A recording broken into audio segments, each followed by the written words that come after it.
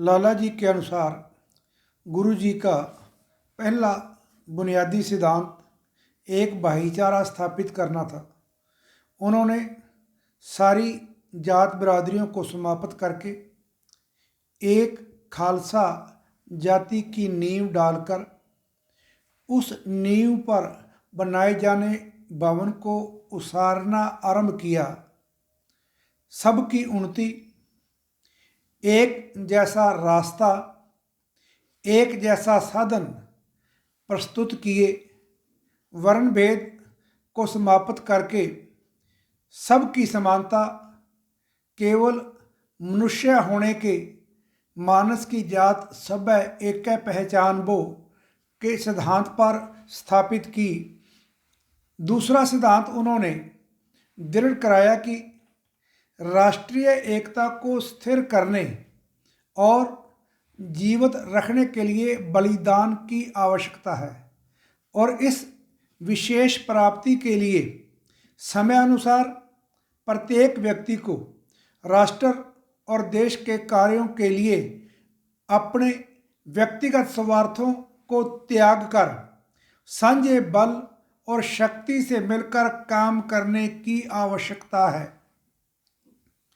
पहला कार्य कठिन था।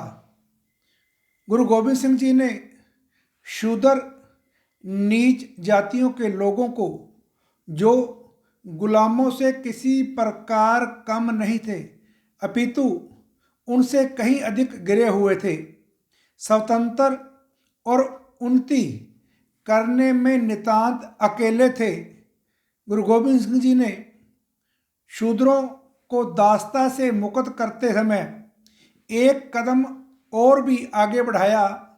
जो व्यक्ति भी खालसा धर्म में प्रवेश पाता, चाहे वह ब्राह्मण था चाहे शूद्र, वह खालसा बरादरी में समान और सबका भाई बन जाता था।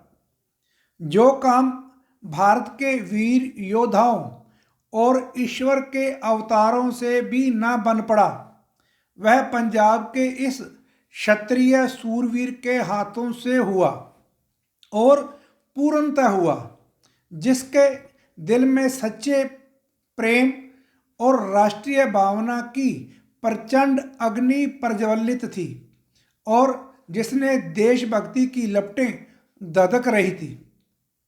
दूसरा कार्य अलग अलग शुरू, अलग अलग गुरु, अलग अलग देवता, अलग अलग धर्म के सिद्धांत, अलग अलग विश्वास थे, भिन्न भिन्न भाषाएं और भिन्न भिन्न आवश्यकताएं थी।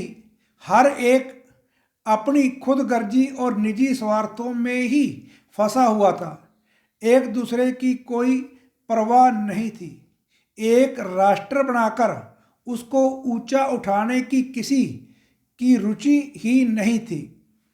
गुरुजी ने आरंभिक सिद्धांतों को सम्मुख रखकर खालसा धर्म को जन्म दिया और जिन कारणों से एक निरंकार की भक्ति और पूजा प्रचलित हुई और राष्ट्र अस्तित्व प्राप्त करने की ओर विकसित हुआ।